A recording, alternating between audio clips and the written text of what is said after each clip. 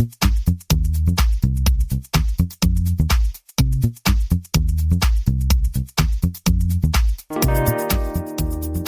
everyone, welcome to the 344th episode of the Internet of Things podcast. This is your host, Stacey Higginbotham, and your co-host, Kevin Toffel. And we have a lot of news for you today. We're going to be talking about Matter. We're going to be talking about Madam A hitting up the hospital and healthcare circuit. We've also got a industrial IoT startup that uses energy harvesting that has raised a chunk of change. We're also going to talk about IoT satellite services, a lot of shenanigans on corporate enterprise networks, an update to the Echo frames. Those are still a thing, apparently. A new Aquara hub, and a little bit of information on the retail front. We also have our guest this week is Steve Sattler, who is SVP of Marketing for Wiliot. And again, with the energy harvesting, Wiliot makes a Bluetooth chip that doesn't require batteries, and they've switched their business model. They're doing some cool things. So we're going to be talking about what that could mean for the future and why they went from selling silicon to selling sensing as a service. All of this and more await you. But first, let's hear from our sponsor. This week's sponsor is Very. Very is a fully distributed IoT engineering firm that partners with its clients to build systems for smart manufacturing, smart energy and utilities, consumer electronics, and connected wellness. Discover what Very's multidisciplinary teams can do for you at www.verypossible.com/services. Okay, we're going to kick this show off in my least favorite way of kicking off a show, with a correction. Because 2 weeks ago, when I was discussing the $11 billion Emerson AspenTech deal, I referred to one of the Emerson software acquisitions that are going over to AspenTech as OSI. That was correct. But when I described what that company did, I actually described OSI Soft, which was incorrect. OSI Soft is a middleware player, but OSI Inc., which is what the software company that went over to AspenTech, they make software that help manage electrons on the grid. And I am so sorry about that. My brain just went bloop and inserted the wrong information. In your defense, you had a lot of letters to do with OSI, INC, you know. Yeah. It gets confusing even to the best of us. So please, we all make mistakes, but there's that one in your brains. Know that OSI, software for managing electrons on the grid, that is what is now part of AspenTech as part of their new industrial software portfolio. Or they have an existing industrial software portfolio, but they added OSI. Okay, we're going to stop talking about that before I screw anything else up. Instead, last week we also said, hey, y'all, by the time you're hearing this, Google may have had their Smart Home Summit, but we'll talk about it next week. Well, it's now next week. It's next week. And let's talk about all the stuff that Google talked about at their Smart Home Summit. Okay, so the biggest news that we took away because we're obsessed with it is Google is going to do a lot to support Matter. But there's some other news. First off, Google, in a very googly move, is trying to reduce the confusion of all its many, many projects that can be incorporated into IoT devices. They're sticking them into one platform, and that is going to be called Google Home. How original. Yeah. So the Google Home. It does make sense to me because when I said, when I talk to people, I'm like, oh, so which smart home ecosystem do you use? Oh, I use Google Assistant. And I'm like, that's a service. That's a product. That's not a smart home platform, right? It's their interaction point. That's why people don't talk to you at parties, Kevin. Look at you. I don't actually get invited to parties anymore, but okay. That's besides the point. I've always hated the fact that they have Assistant and they bundle it in with smart home stuff to the point where people think that is the smart home platform, and it's really an interface to the platform. All right, semantics aside, thank you, Kevin, for your 2 cents Obviously, there. I'm not coming to Stacey's Christmas party. Nope. All right, so they stuck all this under Google Home because there was a bunch of SDKs, like casting was over in, I don't even know if they call it video or YouTube or wherever they put it. So they're bringing all that into Google Home so you can find all of that as a developer. So that's good because Lord knows that Google can be a confusing place to work for or to develop with. Okay, so all that's happening. They also, and I'm really excited about this, they announced that developers can create routines for smart homes. and share them with users. And this is a big deal because if you're like Nanoleaf and you want to incorporate your lights in with maybe the Nest thermostat or maybe the door locks, you could actually build a branded Nanoleaf routine for going away or party time. And then people can actually just pull that down as an established Google routine. That's going to happen. I hope that at some point they get surfaced as well because, and I hate to harp on this, but it's one of the things I really like about HomeKit. As soon as you add a device, you get certain suggestions for routines and automations that are very logical and probably apply to a wide number of consumers. So they get that experience without having to go through the rigmarole of setting it up. Yes. And I hope so too, because the other alternative is to do it like Amazon does. And I want to murder Madam A whenever she suggests, by the way. I have 17 skills that can help you right now. Would you like to install them? I just want the weather. Yeah. She always does that to us as we're going to bed. That's the other thing. I'm like, set an alarm for 6 a.m. And she said, by the way. And I'm like, this is not the time for that. I'm going to sleep. Talk about misuse of context. I know. Like, I'm going to bed now. Shut your pie hole. Yes. Okay. So that's my own personal thing. But back to Google. Google is also in, this is the Matter stuff. I have a lot of thoughts and they're kind of unformed here because we don't yet know what the Matter spec is actually going to look like. We won't know that until next year, early next year, hopefully, but sometime hopefully in the first quarter of next year, we'll get the certification. But Google announced the Google Home Device SDK that's going to be compliant with Matter, but it's going to add all these additional functions to help it work better with the Google ecosystem. And my little antenna went up and I said, hey, I thought Matter was going to make it easy to work with all these ecosystems. Why do we need an SDK on top of Matter? And the argument from Kevin Poe, who is a product manager there, he told me that basically it's just going to make it that much easier to work with very specific Google things. It's also going to help developers troubleshoot when things don't work on Google devices. So I see the point. I do think if I were a developer and I wanted to make like a super cheap light bulb, I'm not going to do something like implement the Google Home Device SDK just because maybe I don't have the budget for that. And so if something doesn't work with Google perfectly, I'm just going to be like, I don't care. But for everybody else who's trying to build like non-commodified Matter devices, you're probably going to want to look into this and take care of it and adopt it. And it seems like an unnecessary barrier that isn't really, it's adding value probably for Google, but it's taking away from the simplicity that Matter is supposed to bring. Well, I don't know if it adds value for Google, but it will add value to smart home device makers who have a lot of customers using Google Assistant. Because when something doesn't work, I can call them and I can be like, hey, this is working on my Nest display, and they'll be able to access data on why it's not working. They'll be able to do quality testing on those devices. That's the idea. That makes sense. But if Matter is supposed to allow us to use any Matter compliant devices across any Matter supported platform, I include the voice assistants with that. And it sounds right? Yeah. And it sounds to me like Google's like, well, we want people to ask things a certain way, and we want to make sure we support that. So this is like not a subsection. This is actually a super section of possible voice commands that'll work with our devices, our Matter devices. And that I don't like. Yeah, I'm with you. And it's also going to incorporate things like onboarding. So there's an SDK or a way to connect with the Play Store that will make it easy to onboard devices and link devices into Google Assistant without doing account linking where you enter your password in again. So there's a bunch of, I know. So yeah, again, we're going to have to wait to see on Matter, but I'm already feeling like. As soon as we simplify, we have to decide how to make it complex again. Yeah. Okay.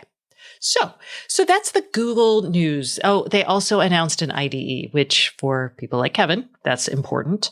And so that's an IDE for Google Home. Okay. I'm not going to be using their SDK or IDE anytime soon. Trust me. Are you not building smart home devices? Not currently. It's not on my to-do list. And I wouldn't want to. I would just want to follow the Matter spec. Well, and when it comes out, we'll see how far we can get on that, Right. So, all right. Moving right along, Samsung. They also announced news this time at their developer conference this week. They made news and a lot of it covered Matter. Kevin, you want to talk about it? Yeah, they confirmed some news and they announced some new things. They confirmed basically, yes, we are, I'll say they reiterated that they're fully supporting Matter. It's a big part of smart things going forward. And we knew that. I mean, they were one of the founding Original members. yeah. Yeah, so we knew that. And we also know they're out of the smart things hardware business. No more hubs from them. There are some third-party makers like AOTech that are still making the hubs. But Samsung is putting their smart things hub technology into many other devices. And I think this makes a ton of sense. And by many other devices, I mean televisions and smart refrigerators and such. And it makes sense to me because rather than have a standalone single-purpose hub hardware box, you have most of the chips available and most of the compute that you need in these appliances.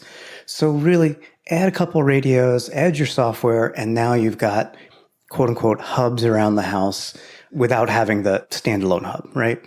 So I think this is a very smart play on their part.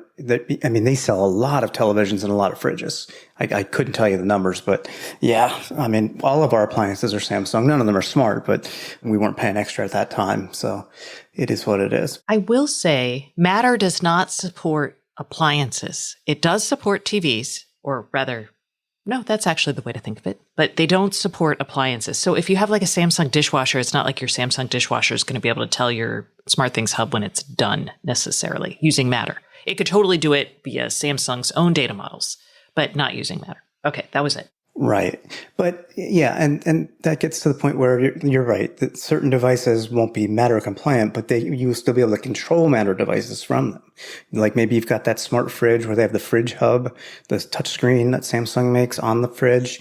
You know, I wouldn't be surprised that you would be able to see all of your devices, your smart home devices, and be able to turn the lights on and off if you want.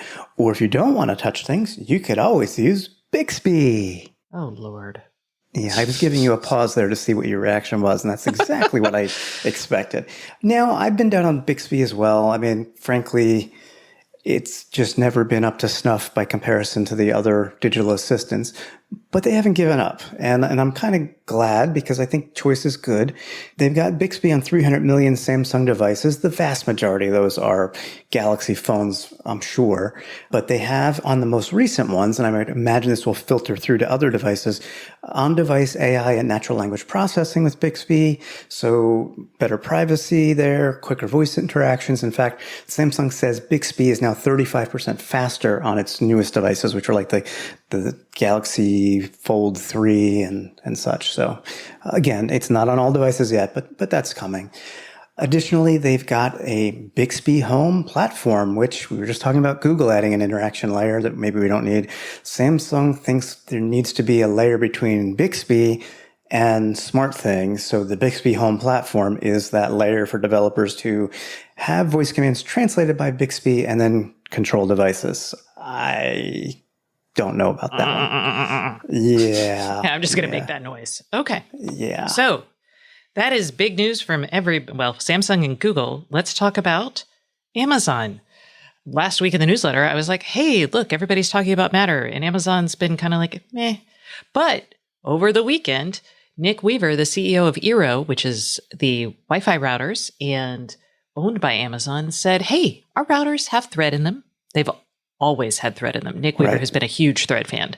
I remember talking to him about it like in 2014 or something. And now he confirmed that they will support Matter over the Thread that's in our Eero routers. So yay! Well, and that brings to mind a bigger picture in that everyone who is anyone in this space has been talking about Matter and Thread, except mostly Amazon. And I wonder, did he tip their hand there that finally they're going to get on board? Well, he was asked directly. And I think he was asked directly because Amazon doesn't talk a lot about Matter. And honestly, why would they? Amazon has the most name brand recognition. It has the largest number of devices that work with Madam A. You know, it has an established business regardless of interoperability, right? So it's probably like, yeah, we're going to do Matter, but we've got all this other stuff we've got to support, including our own stuff that people are happy to work with because we have a huge dominant position in the smart home, right? So I see why they don't, they're not like, ooh, Matter. Everyone else is kind of coming from behind and they're like, ooh, Matter will make us interoperable with, everybody. You know what I'm saying? I do. And what's always worried me about the situation, though, is when Amazon came out with its, was it Zigbee or Z-Wave inside the Echo Hub? Zigbee. Yeah, it was a kind of a closed Zigbee. Like, it'll work with Amazon Zigbee devices. So I don't want to see like Amazon Matter devices, which should never happen. But no, that won't happen. But yeah, I see. I mean, it's possible that Amazon will be like, yeah, we're supporting Matter, but you've got to meet us. Like, if you see where Google is like saying, hey, we're going to support Matter. Matter's going to get you halfway there, and then we're going to get you an SDK to get you the rest of the way there, right? Amazon may be like, we're supporting Matter, and you can come halfway, and then the rest of the way you can, figure it out yourself. Yeah, I don't think they'll do that, though. Just ask Madam A. There's probably a skill for that. All right. Speaking of Madam A is heading into hospitals and senior living facilities. So this is big news. On Monday, Amazon said that the Echo Show devices will be deployed in hospitals and senior living facilities. And this is part of Amazon's Smart Properties division. And Smart Properties they support offices, they support multifamily dwelling units, so apartment kind of complexes, dorms, that sort of thing. And they support hotels. So they have a different business line for each of those. And now healthcare has both hospitals and senior living facilities. Each platform is a little bit different, but on the senior living side, what they're going to be doing is the Echo Shows during the pandemic, they configured them to allow people to call their loved ones and have video calls. And it was really nice because usually in a senior living facility, you actually have to make appointments to talk to your loved one because usually a caregiver or nurse has to help with that, right? I can hardly wait for that. Yeah, it's not ideal. I mean, it depends on how capable your person is, I guess, the person you're trying to contact. I want my phone call. I get one phone call. Yeah, I mean, it is sad, right? I mean, so that's, I think, a good use case. And in the hospitals, it's not really about contacting loved ones. It's actually about allowing nurses to check in on patients. And I talked to someone with Amazon Smart Properties, and I was like, well, what if the patient doesn't want to use this? They don't actually have to, even though it does reduce the workload on nurses because they can just, when you hit the call button, the nurse comes to check on you, right? And then they're like, I need a blanket. And then they have to go back. This way, you can just like ping them at the nurse's station on the Echo and say, I need a blanket. And then they can send someone. So it reduces the amount of time back and forth. That's good. But if you don't want to use it, you don't have to. So this is still voluntary. Yay. These are all HIPAA compliant. So the data is not sent to Amazon. It's all locally kept in the hospital. And you can turn off the cameras and mics as wanted or needed. So Amazon's really trying to make it less of an intrusion, but I can see the value in these devices in these settings. Yeah, it's always good to find valuable use cases for these types of technologies. Otherwise, they're just things, they don't add value. So I think it's great. So I think with things like the pandemic, these things have really proven their value because, you couldn't, if you were a COVID patient, a nurse had to get all in protective gear to go in, and that's a lot. And this allows for some communication, even though you're not physically with someone. I don't know. Okay. Let's talk about industrial IoT. Yay, Kevin. Augury, which is a company I followed for years, and I love it. They are a company that they've built a technology to track and analyze vibration and sound and other things now that they started out in that world without batteries. They have raised $180 million. And they have a more than $1 billion valuation, although we don't really care about valuations here. But they've raised a total of $286 million. This round was led by Baker Hughes, and they had their return investors included the venture arm of Schneider Electric, Insight Partners, Qualcomm Ventures, the HSB fund of Munich Re. This is great news for them, and I am really excited. Augury has been on the podcast before. Their customers are like Colgate Palmolive. They've saved them like many toothpaste tubes over time because they're able to diagnose when a machine in an industrial setting is going to fail. And then they stop that. So yay. Other clients include Pepsi, Hershey's. It's good. Oh, they tell us that Colgate-Palmolive saved 2.8 million tubes of toothpaste by avoiding a single machine failure, thanks to Augury's software and sensors. As long as I can get my Hershey bars quicker. Yeah, I don't know if those are quicker or are they just, cheaper to produce. Who knows? But the bottom line is... That's even better. Yeah. Well, they're not going to pass those savings on to you. They're going to be eaten up by shipping and all kinds of crazy stuff right now. You know that, Kevin? We're living in the worst timeline. This is true. So speaking of the worst timeline, oh no. Palo Alto Networks has released their IoT Connected Enterprise Security Report for 2021. And basically what they found is, hey, the pandemic sent everyone home. And when you're working remotely, you open up all sorts of avenues of attack into the corporate network. Oops. Yeah. Yeah. So 81% of people interviewed said that, hey, when we sent people home, that led to greater vulnerability from unsecured IoT devices on the network. 78% of respondents said that there was an increased number of IoT security incidents for their organization.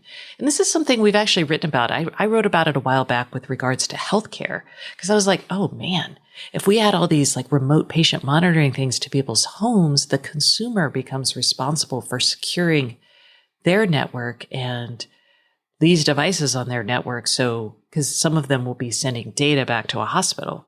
And you're distributing threat vector now too. Instead of one centralized organization, you've got thousands potentially of, not good. And these people aren't beholden to you. You can't train them. You're not responsible for them. I mean, ugh. So most people surveyed, they said, hey, most of them were not ready for anything, like 97%. Ridiculous. 1 in 4 said they need an IoT security strategy overhaul. Biggest problems for them were threat protection at 59%, risk assessment at 55%, IoT device context for security teams, and device visibility inventory. Yeah. So I don't know what to say. I'm like, more VPNs at home.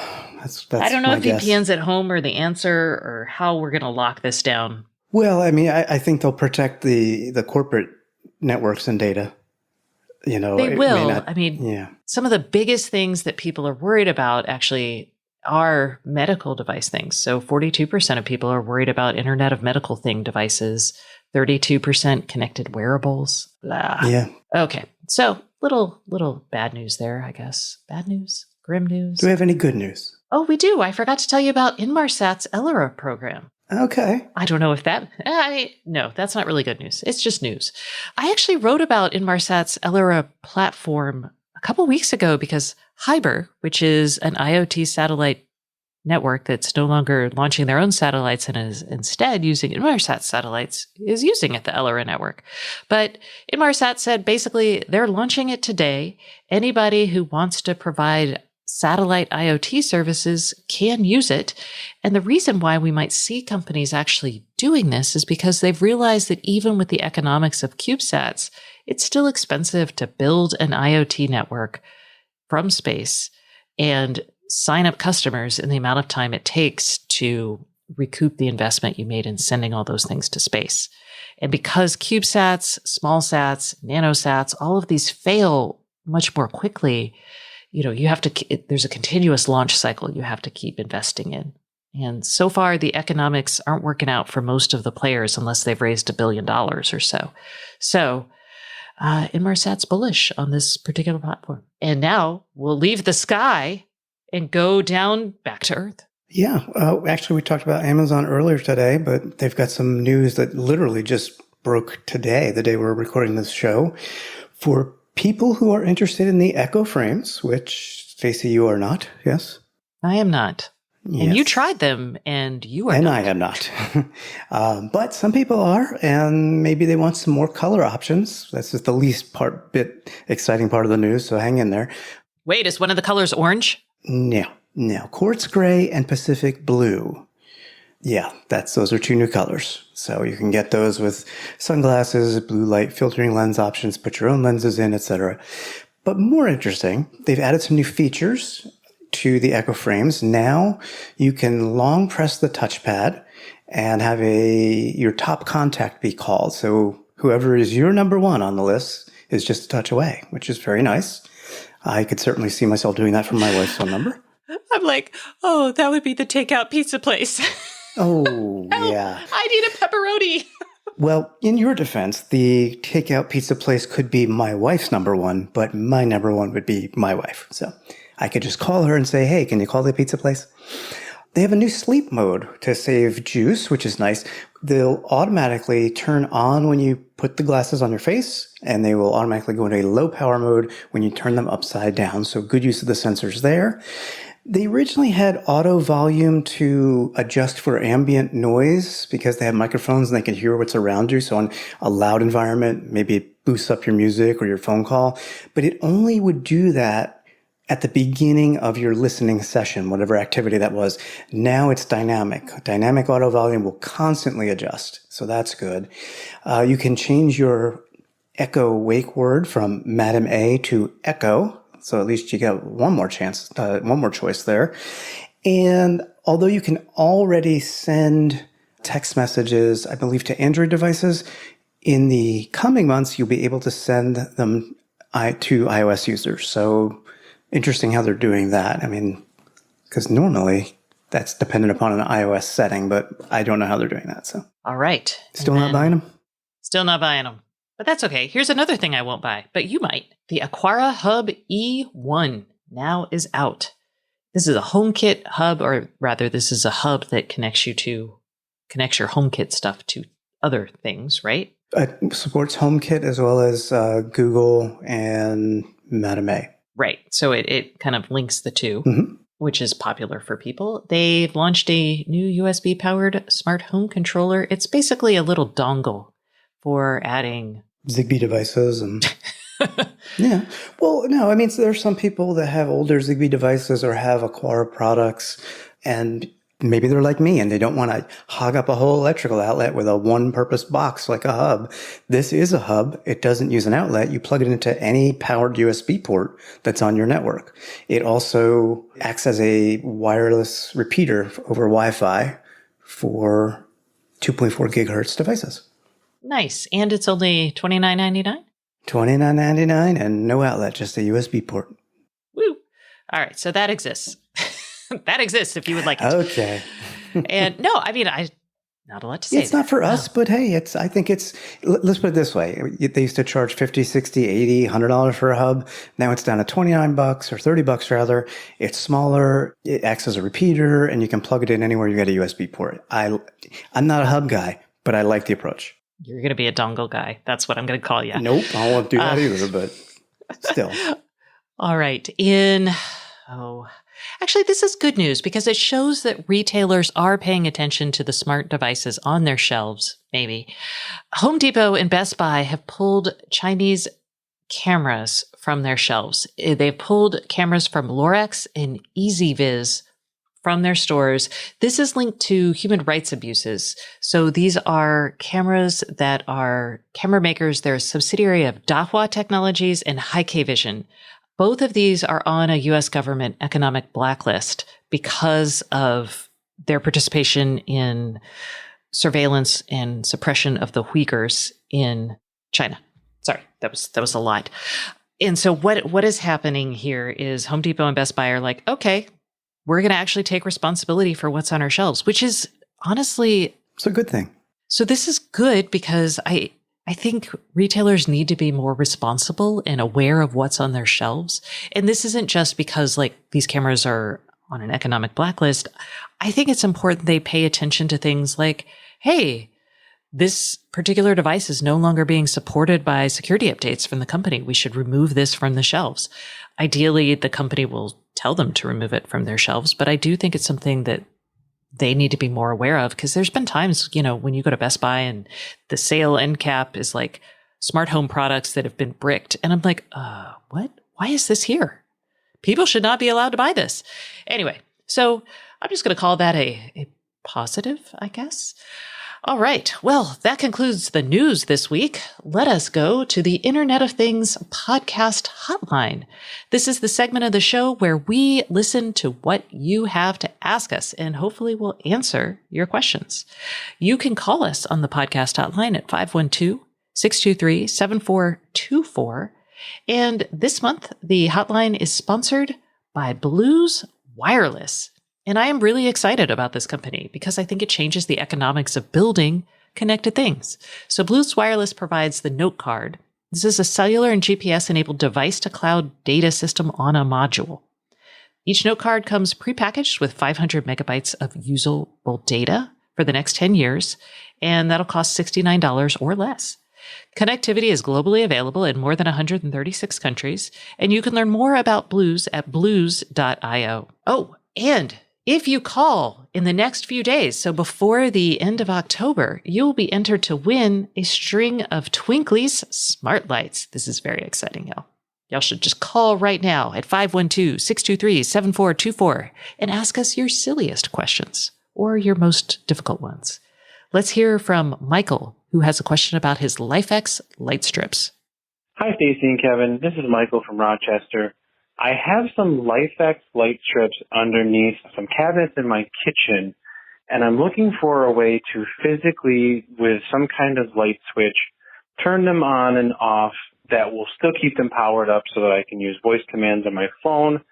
I do not have a neutral wire running through my home, so I'm wondering if you know of any smart light switch or button, something that you can use without a neutral wire that I could use to physically turn on and possibly brighten and dim the lights, or something battery powered, maybe like the Philips Hue dimmer switch, or Stengled has a dimmer switch, something that would work with smart things that I could tie in with my LifeX light strip. Any information you guys can give me would be greatly appreciated. Thank you so much and have a great day. So with our kitchen that was just remodeled, we have under cabinet lights, light strips. They're not smart. I don't know if mine are set up the same way that Michael's are. I literally have a hidden plug, not a smart plug, just a regular outlet in one of the cabinets, and that is tied to a regular light switch. I actually bought and have not yet installed a Lutron smart switch and dimmer for those lights, but I also have neutral wires, so I don't have the challenge that he may have, but I would imagine he's got a couple of different options here. He does, and we'll go through the switch options first. So GE makes a Wi-Fi, possibly the least complicated, although I'm not sure if your LifeX lights are controlled by a switch, but if they are, it's a little unclear to me. But if they are, GE makes a Wi-Fi capable dimmer switch for $50. You can buy it on Amazon. That's no neutral wire required. It's C by GE. So that is one. They also make a $35 or $36 on-off switch if you don't want a dimmer. So that's another option in the switch without a neutral wire. Or if they are plugged into an outlet, you can actually add a smart outlet. And there's a bunch of different ways you could do that. Because you say you have Samsung SmartThings, you could just add a SmartThings outlet and just control it on and off via that. And you would still have voice control capabilities with all of these. The other option is like a little battery powered switch that the Samsung makes one that's like, I don't know if it's Zigbee or Z-Wave, but you could take your pick and you could set up a recipe over the hub to, when you click that switch, it turns on the power to those lights. That actually requires a smart outlet and the button, now that I think about it. Well, he said SmartThings, and LifeX, I believe, is supported by SmartThings. And if that's the case, something like a small button could do the trick where... Well, he still needs a smart outlet, doesn't he? Not if the LifeX bulbs are controllable through SmartThings. He could use a button to send and have to create like a connection basically between the two. I guess an automation or a routine when I click. It is a cloud-to-cloud connection for SmartThings and LifeX. So if he were to have a button that he presses, then that would signal to SmartThings, the hub, that, hey, I want to run this routine that shuts off the LifeX lights or turn them on. So you could do it inexpensively with a button, I think. Again, it's tricky because we don't quite know all the details of his setup. Yes, but that could get you there. The caveat on that one is if your internet's out, because it's a cloud-to-cloud connection, it's not going to keep state and it's not going to work. Right. Whereas if you do something with a light switch and it's all locally controlled, you should be okay. Although you might have to physically use the switch. Yeah. Anyway, so I hope that's helped you. This is actually not a hard problem, I don't think. It really does depend on the current setup of these under-counter lights, how they're getting power, is there a switch to that power, etc. So I think we've outlined options for every possible setup there. Yes, if you have a different setup, feel free to call us back and tell us. But thank you so much for calling us. And y'all, if you would like us to provide an answer for you, you can call us at 512-623-7424. If you call us before October 31st at midnight Eastern, you will be entered to win the Twinklies smart Christmas lights, or I use mine year round, but you can do you. So give us a call there and provide as much information as you can, because that does help us figure out the best solution for you. And yeah, that concludes this segment of the show, but please stay tuned for our guest, Steve Statler, who is the SVP of marketing at Wiliot. We're going to be talking about moving from a chip-based business to a sensing as a service business. We're also going to be talking about what it means to have Bluetooth beacons everywhere in our lives. It's kind of scary. Stay tuned for this. But first, a message from another one of our sponsors. This week's sponsor is Very. Hey everyone, we are taking a quick break from the Internet of Things podcast for a message from our sponsor. This week's sponsor is Very, a leading IoT engineering firm, and I have Bill Flaherty here, who is the hardware practice lead at Very, ready to talk to us. All right, Bill, so I understand that your team has a fairly unique approach to hardware development. Can you tell me a little bit about that? Yeah, that's right, Stacy. Most hardware development practices are decades old, and while software development practices have evolved, hardware is mostly stuck in the 20th or even 19th centuries. Instead of accepting the status quo, we've got a new way of doing things, Agile hardware development. All right, Agile hardware development. That sounds interesting, but what does that actually mean? Well, just like for software, Agile hardware focuses on encouraging tight team collaboration, constant interaction with the customer, and being receptive to change, rather than tied to a requirements document. We focus on designing and prototyping small bites of work instead of trying to engineer the whole system all at once. That allows us to iterate quickly, identify issues sooner, and get to market faster. Excellent. So Very is a 100% remote company. How does that work with hardware development? We have advanced hardware labs in each engineer's home. That means we can build a prototype for clients quickly and efficiently. We can build, break, and repair hardware on a very rapid cadence. Oh, so you're breaking hardware on purpose? Yes. When a large hardware prototype fails after years of development, it can be both financially and emotionally devastating for the team. The difference with Agile is that we're building and breaking hardware early and often. Then we use that feedback to improve the design while the product is still in development. That may sound pricey, but over the long run, it'll save the organization money. It's kind of like the difference between a 30-year fixed-rate mortgage and a balloon mortgage. If you invest in breaking hardware prototypes early and often, you won't have that huge bill come due at the end of the project. Nice. All right, Bill. Where do I go to learn more about how Very can help me with my IoT project? You can reach out to us at verypossible.com/Stacy.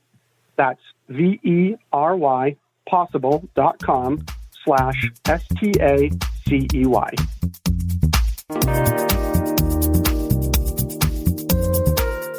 Hey, everybody. Welcome back to the Internet of Things podcast. This is your host, Stacey Higginbotham, and today's guest is Steve Statler, who is the Senior Vice President of Marketing at Wiliot. Hello, Steve. How are you today? Great. Stacey, it's a real privilege to get to chat with you. I listen to you so often. It feels a little weird, I have to say, but it's good. It might get weirder. Who knows? We're excited because I talked to you all the way back in 2017 when y'all were just a baby startup. And now y'all have produced, my gosh, 10 energy harvesting Bluetooth beacons. I was so excited about the technology back then because we need energy harvesting chips for IoT because we can't change all these batteries.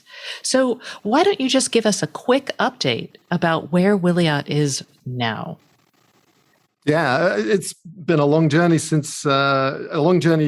progressed very quickly since we last spoke. And so 10 generations of chips later, we have a computer the size of a postage stamp which powers itself by harvesting radio frequency energy.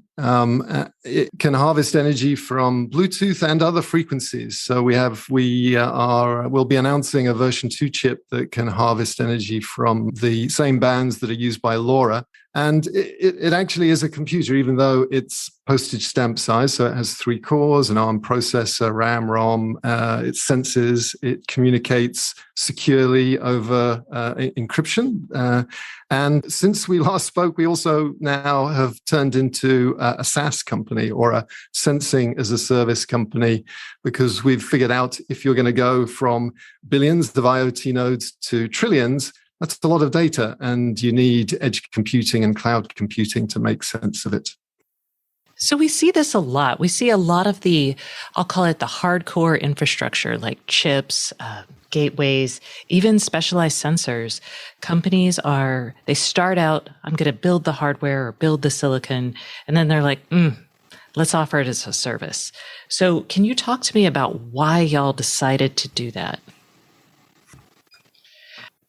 Good question. There's some business reasons and there's some technical reasons. On the business side, we wanted to remove one of the biggest speed bumps to adoption of this Internet of everyday things technology. One of the first questions that people ask us about is the cost of the tags. And so we decided, if we actually provide our IP at zero cost, if we don't make any money from tags, then we can enable people to embed them into everything they make. Because realistically, if we work with apparel companies and reusable plastic container companies, they're not going to get value from everything immediately.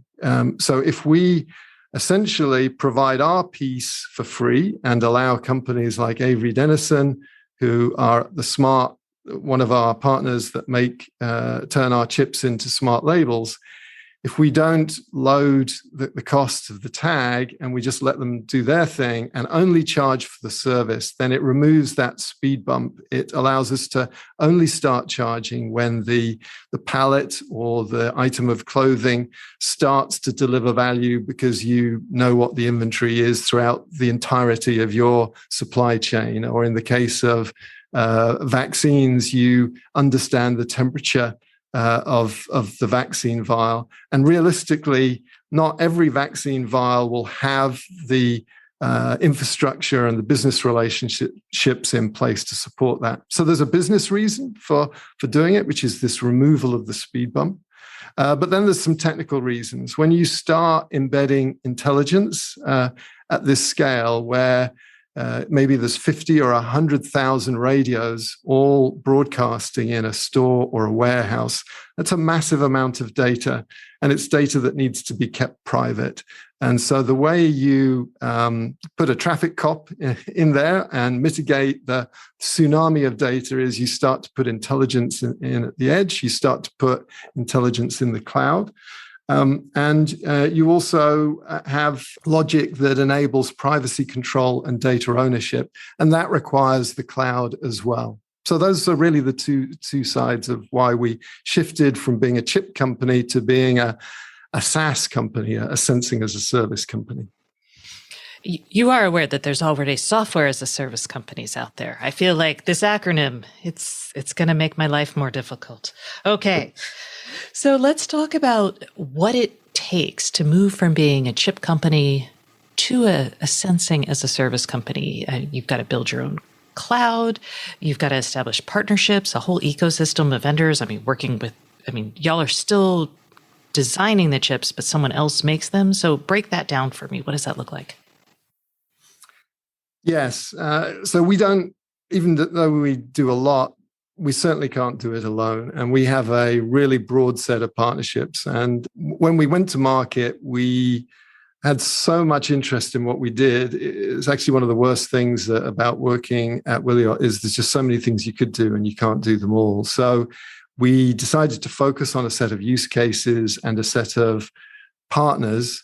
We have some really large customers, which helps when you're recruiting partners. And those partners fill out a lot of aspects of the solution. So we have partners that take our chip and turn it into a sticker. So that's a process that we borrowed from the RFID industry.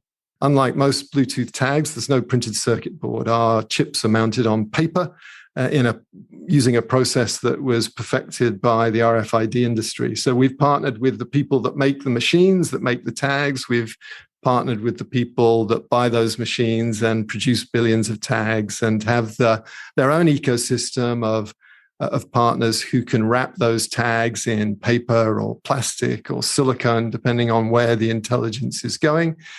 We then partner with the people at the edge. So there are companies that, one of the great things about using Bluetooth is that a lot of the infrastructure is already there. That's one of the things that's held back IoT is the cost and the process of deploying infrastructure. Our tags talk Bluetooth. And guess what? We have Bluetooth devices all around us. I don't need to tell you about that. Smart speakers, phones, Wi-Fi access points. But sometimes if you want predictable performance, you want some extra bridge devices in there, devices that can create a reliable source of energy and relay signals to some of those gateways. So we partner with all of those companies, the giants in the Wi-Fi world, a lot of the niche companies that have really cool angle of arrival technology and other Bluetooth-related good stuff. And then in the software world, we work with companies that make the applications. And sometimes those are really gigantic supply chain companies. But there's also a whole raft of companies that are focusing on this trend to serialization, where each product, rather than just being described by a generic SKU, a stock keeping unit that says, oh, you're a blue sweater. Now, apparel companies are giving like a digital passport to each individual blue sweater. It has its own ID, and there are companies out there that specialize in that. And so we work with them. And then lastly, there's the service companies, the people that can take this technology and deploy it over 10,000 retail stores. And then there's the systems integrators and the strategy consultants that are really important because this is actually changing the way companies run their business. And it's not a decision that can be made just by, a director can make a decision on this. But if you're going to turn your company into the kind of organization that can take advantage of this technology, then it really takes board level and CXO level decisions. And so we work with companies like Deloitte, who can help quantify the value and what the new skills need to be to take advantage of this technology. So a lot of partners. Yikes. Yes, that is a lot of partners. And I think we've talked about serialization with Everything, which is a company that also does tags. Okay, you offered me so many, it was like catnip. I'm like, oh, what kind of skills do people need? Oh, this is so fascinating. Let's talk more about serialization. But no, we're not going to do that. We're actually going to talk about the demand chain because you brought this concept up. And this is actually when Kevin Ashton described the IoT, this was actually what he was thinking about when he was back at, I think he was at, I want to say P&G. He was thinking about having an individual passport on every item of lipstick so he could tell when they were out. So let's talk about the demand chain and what that's going to bring for companies. I'm incredibly excited about this move from supply chain to demand chain because I think it's an opportunity for great profits, but it's also an opportunity to save the planet. I don't know about you. I kind of sometimes pop my head out of this IoT world and I look at what's going around us and I think, oh my goodness, this is just really bad. What can I do to help? And then I suddenly realized, we have an incredible opportunity with demand chains, because essentially demand chains are the next generation of supply chains where the demand for a product is linked back to the manufacturer of the product. And that's with IoT at the item level, with tags, Bluetooth-enabled computers in everyday things, whether they're in apparel or vials of vaccine or food containers. Suddenly brands have the opportunity to get visibility of what happens after their products leave the shipping dock, which was normally where things got pretty hazy. Now, if given that there's Bluetooth in stores, there's Bluetooth in homes, There's even Bluetooth in delivery vehicles. You can start to measure where everything is. You can get real-time shelf inventory of your product in stores. One of our customers has got 100,000 retail outlets. So you imagine making enough stuff to make sure that you never are out of stock in 100,000 retail outlets. And it's impossible. You either make much too much, or if you don't make enough, then you're out of stock and you're losing sales. So the idea of the demand chain is with very low-cost Bluetooth infrastructure that may already be in the store, you can see how many of your products are on the shelf. You can understand if there's an out of stock. And if you know that, you can actually make a lot less product and avoid the out of stocks that get in the way of sales. And you can also move from milk round deliveries to dynamic deliveries. So you can have smaller vehicles taking shorter routes to replenish exactly what is required, rather than just having 100 of everything in this vehicle. And in that way, I think it's one of the best opportunities we have to fight climate change is by optimizing our supply chains. And the great thing is you don't need to be a tree hugger like I am in my spare time. You just need to be interested in cutting the capital employed in inventory and seeing a better lift in sales. And it turns out that all brands want that. So that's really what the demand chain is. It's the next generation of the supply chain where suddenly brands know what the inventory level is of their product throughout the entire supply chain. It's almost as if you're taking, historically, by historically, I mean for the last, 1,000 years as opposed to the last 20, local economies, they understood exactly where their stuff was going. But now you're going to be able, and globalization changed that, but now you're going to take globalization and bring it back down to a local level or a local level of understanding. But here's my question, because what you're describing also, it really feels closer to just-in-time manufacturing that has gotten us into a bit of a kerfuffle. Right now, coming out of the pandemic, our demand and our supply is so mismatched for a lot of reasons. But I don't know how what you're suggesting would affect a problem like what we're having today. We've kind of over-optimized. I get your point. We're running this lean supply chain, so the slightest bit of disruption means that you get very big problems. But actually, I feel like what we have is the antidote to that. And if you think about a lot of the shortages we have, very often it's not that there aren't enough products, it's that the products are in the wrong place at the wrong time. We have hoarding, we have surplus in, even within a hospital, you can have people that are kind of scared and they're stockpiling, or they're simply, everyone's running around and they're super busy. So one of our use cases is actually another aspect of demand chain, which is optimizing consignment of products. And in hospitals, a lot of products are just delivered by the vendor into cupboards, and then the nurse grabs them and takes them and signs a bit of paper to say that they've taken them. Well, you can see where that breaks down very quickly.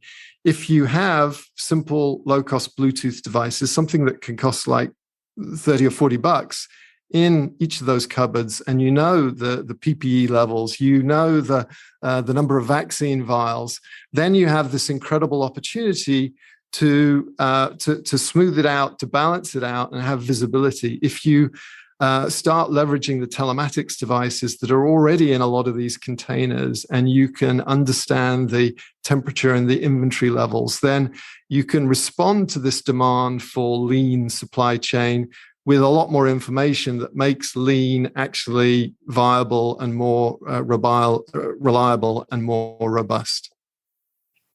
Okay, well, we will hope. And then finally, since you're a self-described tree hugger, I want to ask about sustainability, because we're putting a computer on possibly one day hundreds of thousands, billions of things. And computers have tiny parts of sometimes toxic metals. It makes it hard to recycle the packaging we might have. So let's talk about thinking about sustainability in this product and how it gets applied. Yeah, it's a really important question, and it's a really interesting question. You kind of can get into the, oh, well, those solar panels have a carbon footprint kind of argument about things. So I believe the savings from deploying this technology massively dwarf the carbon footprint, which is a real thing. And we do our best to mitigate the laws of physics that say that it takes energy to make something. So we are adding something extra, but it's tiny. These chips are absolutely minuscule in size. So the amount of silicon is negligible. Our partners like Avery Dennison have been looking at this challenge for not just a few years, for many years. And so they're working towards doing great things that make these tags recyclable. So basically, almost everything can go through a reprocessing process, the kind of things that waste management and others have. The kind of the last piece that we're working on is actually the glue that glues the silicon to the antenna. So that's something that we are working on. But I think the real opportunity is dwarfs some of the challenges that we take seriously and are working on. And it's the opportunity to, massively cut the amount of product that's in the supply chain, by very significant amounts that can have a material impact on climate change. But it's also accelerating the circular economy. Just one example of that is in your wardrobe. I don't know what your wardrobe's like, but mine is stuffed full of things that I haven't worn for years. Imagine if there were tags in those apparel items that could remind you, hey, Stacey, you've got half of your wardrobe you haven't worn for 2 years. How about if I actually give you an opportunity to find another home for that? And how about if you get some value back, maybe money or something else that allows you to buy something else that is better, that's higher quality, that has a longer lifetime. And I really believe that this technology can help us move away from fast fashion and make some of these apparel companies the Netflix of apparel, where you subscribe to really good clothing that is either very fashionable or higher quality and has a second life. And you can do that if reliably what's in the wardrobe, and you can track the provenance of that product. And where is Bluetooth in your home? Well, it's in the washing machine. So why not track how often products are washed, and therefore know how much life there is left in them? So there's a lot that can be done, and it's one of the things that makes me excited about this technology. That just terrified me, because now I'm imagining my skinny pants telling me, hey, you haven't worn me in 3 years. Are you? And I'll be like, no, I don't need this kind of gut check from a pair of pants. But it's not for everyone, that's for sure. But this also raises the question of my stuff after I come home with these tags. It's essentially going to be spying on me. And that feels spying. I'm using a loaded term on purpose because I think done poorly, and it will be done poorly, it will feel like that. Yeah, privacy is not just important, it's essential. This can't be an opt-out. It has to be an opt-in. And to be frank, most of what we're focused on is focused on the in-store experience. We've done some work in the home. In one of the major Asian markets, we've had these tags on food containers to look at extending the shelf life of product. And I think we only get to go into the home if there's real value, and we prove that this is, we're doing the right thing around privacy. So we made the decision very early on, shortly after our first conversation back in 2017, I think it was, to only sell tags where encryption was enabled. And we've had offers for literally billions of tags if we turn off encryption. But if you do that, then you've suddenly lost control of the chain of ownership of that data and accountability for privacy. When you have an encrypted ID, then you have the ability to say, well, who's responsible for GDPR? Who's making sure that this is an opt-in rather than an opt-out? And then it comes down to respecting the law, and also proving to customers that there's actually something in it for them. All right. Well, Steve, thank you so much for coming on the show this week. I feel like we've learned a lot. Stacey, it's been a pleasure. Thank you. And that concludes this week's episode of the Internet of Things podcast. Please join us next Thursday, and don't forget to subscribe. And if you can't get enough IoT news, I would love for you to sign up at www.stacyoniot.com for our weekly IoT newsletter, where we explain all kinds of things that we don't even get to on the show. Once again, thank you for listening, and please subscribe.